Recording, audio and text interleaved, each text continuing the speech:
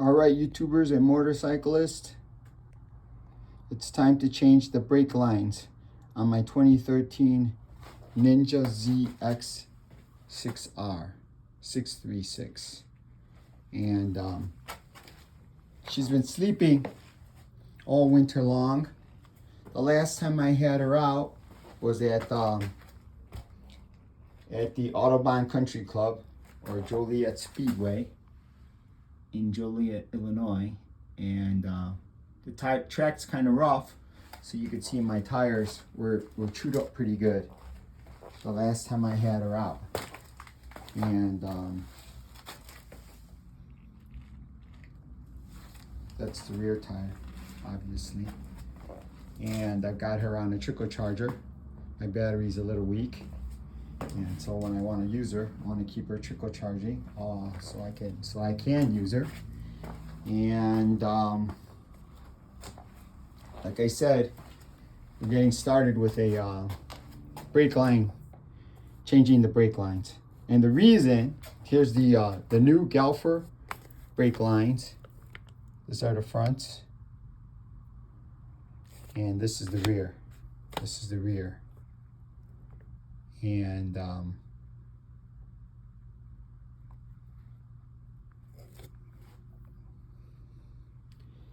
this is the original stock brake line system. And I had a serious brake fade the last time I was on the track at Joliet, and talking to the mechanics over there, basically they indicated that it's a common problem for the brake lines to fail because these are rubber, and the expansion, the heating, and the high temps that the bikes experience on the track, and from cycling, from riding hard and racing, they fail. And so I've got these steel braided lines from Galfer, getting ready to install them. And these are the instructions from Galfer. And I did some research. How I ended up getting the Galfer system is I started with the brake pads. And that was like a year ago or so. And they seem to be working very well. And I just did some research with EVC, and I don't know what other companies I looked at, and I just decided to try Galfer. So I got Galfer brake pads on my front and my rear. Like I said, they seem to be working great. And so since I needed to change the brake lines, and since the brake pads were working awesome, I decided to go with the Galfer brake lines for my bike. And so these are the instructions, like I said before. And working with Galfer is great. If you have any problems, you call this technical support line, and they speak English. They're not speaking English like, like they speak English in the Philippines or in China, where it's obvious that English isn't their first language. So you're actually speaking with native English speakers, which is pretty cool. Not to deal with an accent or misunderstandings or anything like that. And they have a great shop, great people who want to help you. And so before getting started with the brake job, I did want to give you a little bit of an overview. And one of the things that I wanted to mention was when I bought this bike used, and I've bought a few bikes used recently. Almost all of my bikes are used. And when I bought it, and when I bought my dirt bikes, I asked the owners if they had any old parts they didn't want. And I got this treasure trove of parts, which I needed to use on this bike recently. I broke one of the screws here on my mirror. And so I needed to dig into that box of parts that I got from the previous owner, which he didn't need because he was selling the bike.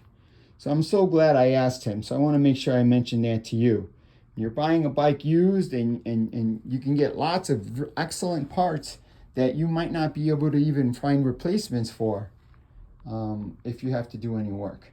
So ask for those parts, and you'll be surprised. Most of the time they're not going to charge you anything extra, they'll just give you the parts, and especially because you're buying a bike from them.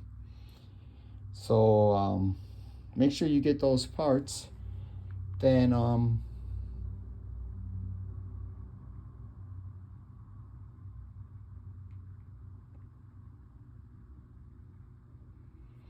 just doing research online. MC Garage, I think, was one of the websites that I checked out. That was a pretty cool website. They mentioned covering the bike real good because of how aggressive and caustic, I guess, brake fluid is, and so cover everything up really well. So that's why I've got all these rags here covering things up, and I got a drip pan underneath to catch the extra drip brake fluid. I got these I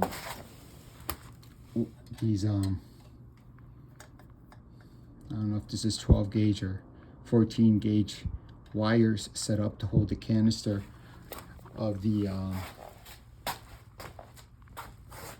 vacuum / pressure pump right here. I'm using this Maddox.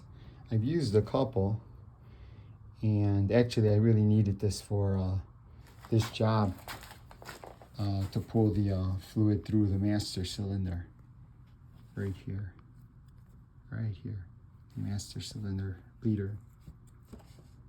And so definitely recommend using that. And then I finished, or not finished, but I will be finishing this job. I've done several brake jobs now. That's why I'm saying finished, because I've done it before. I will be using, so I'll use this vacuum pump to get things going, flowing smoothly, and then I'll finish it up with another little canister I have in tube to gravity feed it to make sure I get all the bubbles out. And that, I guess, is more or less it. That's more or less it. I think the key thing is to make sure you torque it to spec.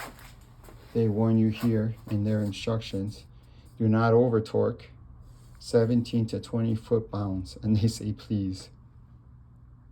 So I've got my torque wrench here.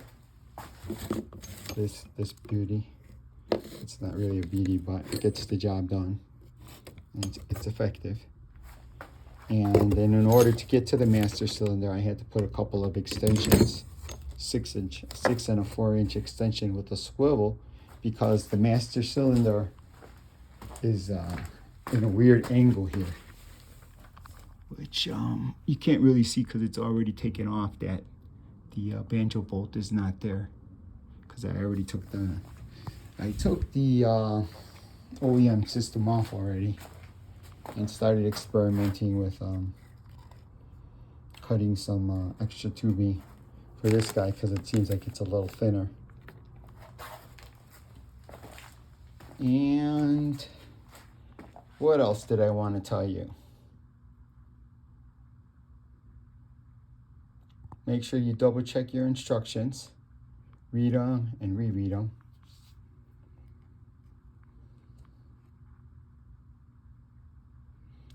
Take pictures of your setup. So I did take lots of pictures of the original setup, and this area here underneath, and this area before I took everything apart, so that I have, should I have any questions, I can have things to reference the previous setup.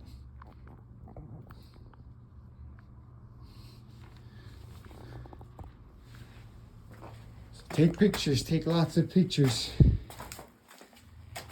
What else did I want to say? These are the body parts that I took apart. Oh, yeah, I'm glad So these are the body parts that I took off the right side of the bike. And the reason I took them off of the right side of the bike, also when I brought my bike back from the track, right here, this was popped out. Yeah, this area right here was popped out, and I fixed it. And so that's how come I broke this one bolt here. Putting it back together, the bolt was too long, so it snapped, it hit something. So I had to cut this bolt. I cut it with a,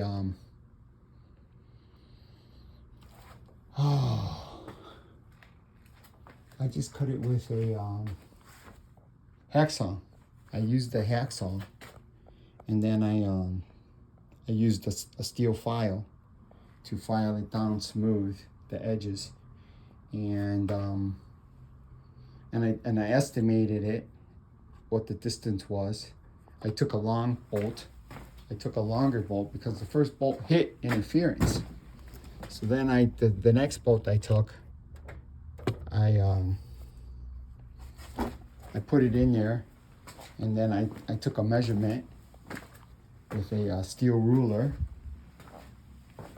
I took a measurement with a steel ruler here, and it ended up being about 10 millimeters that I took off of the bolt. I believe it was 10 millimeters. And it worked great. It worked great, and it was because I had extra parts. So, and so I took all this apart, and since I needed to put the brake lines in, I did two things here. I fixed that the plastic that was that body part that was sticking up. I didn't want it I didn't want to ignore it because I didn't want it to break and get worse. And since I needed to get into this area to the master cylinder, I left those body pieces off so that I had easy access to that area that I was going to be working in.